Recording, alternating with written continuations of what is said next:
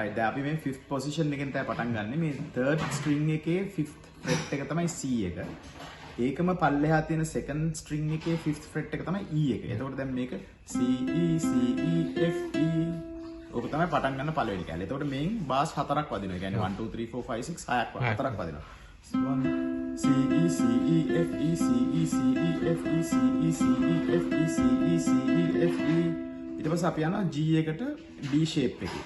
හැබැයි යන්නේ index එකයි middle එකයි මේ විදිහට තියාගෙන. ඒ කියන්නේ සාමාන්‍යයෙන් එන්නේ second finger එකයි third finger එකකිනුනේ ඔහොම එන්නේ නැහැ. අපි මෙහෙම යනවා. එතකොට ගිහිල්ලා දැන් මේ finger එක අපිට place කරන්න පුළුවන් fret එකේ යට on the same string. එතකොට එන්නේ G B G B C B G B G B C B ඊට පස්සේ යනවා F A F A B flat A F A F A B flat A කියලා. එතකොට අපි මුල ඕක සම්පූර්ණයෙන් ගැහුවොත්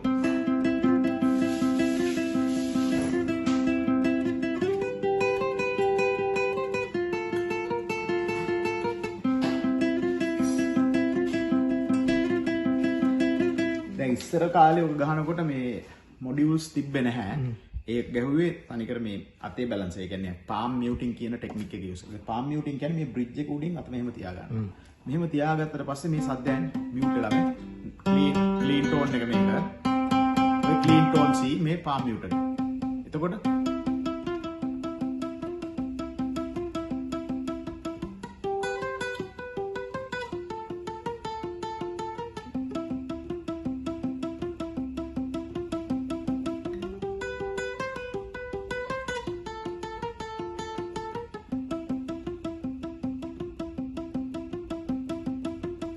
උඩරට නිලිය හැඩ වගේ රට නිලි ඇගසලෙන හැටියගේ